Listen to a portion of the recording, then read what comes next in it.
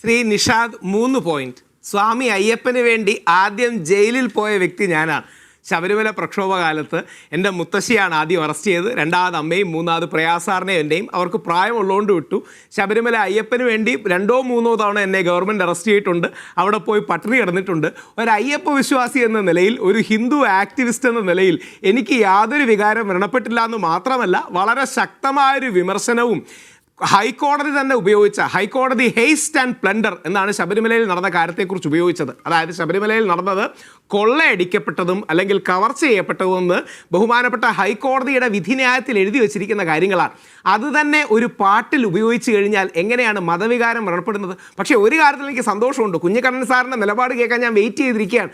ഞങ്ങൾ വിശ്വാസികളുടെ വികാരത്തെ ഇത്രമാത്രം CPM-കാർ മാനിക്കുന്നു എന്നറിയുമ്പോൾ ശരിക്കും എനിക്ക് രോമാഞ്ചമാണ് ഉണ്ടാകുന്നത്.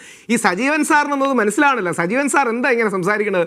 CPM-കാർ അയ്യപ്പ വിശ്വാസികളുടെ വീട്ടിൽ കയറി ക്ഷമ പറയുന്നു, അയ്യപ്പ സംഗമം നടത്തുന്നു, അയ്യപ്പനും വാവരും വെളുത്തയുമാണ്. അതായത് പണ്ട് ഞാൻ മാത്രമേ അത് പറയുള്ളായിരുന്നു. ഇപ്പോൾ മുഖ്യമന്ത്രി ഓടി നടന്ന അയ്യപ്പനും വാവരും വെളുത്തേ, അയ്യപ്പനും വാവരും വെളുത്തേ എന്ന് പറയുന്നു. അപ്പോൾ ഞങ്ങളുടെ വിശ്വാസികളെ ഇത്രയും അക്കോമഡേറ്റ് ചെയ്യുന്നൊരു മുഖ്യമന്ത്രിയെയും CPM പാർട്ടിയെയും സജീവൻ സാർ കാണാതെ പോകുന്നത് ദോഷകരമാണ്. അതുകൊണ്ട് എന്തായാലും CPM-ൻ്റെ ഈ നിലപാട് മാറ്റം, വിശ്വാസികൾക്ക് വേണ്ടി പോരാടുന്നു, അയ്യപ്പ ഭക്തർക്ക് വേണ്ടി കേസ് കൊടുക്കുന്നു, അയ്യപ്പ ഭക്തരുടെ വികാരം വ്രണപ്പെടാതിരിക്കാൻ നോക്കുന്നു എന്നൊക്കെ പറയുമ്പോൾ യഥാർത്ഥത്തിൽ ചരിത്രം ഇനി സീരിയസ് ആയി പറഞ്ഞാൽ കാലവും സത്യവും ദൈവവും ഉണ്ടെന്ന് CPM-കാർ തിരിച്ചറിയേണ്ടതാണ്. ഇത് ഒരുപാട് കാലമൊന്നും മുമ്പല്ലല്ലോ, 2017-18 കാര്യമല്ല.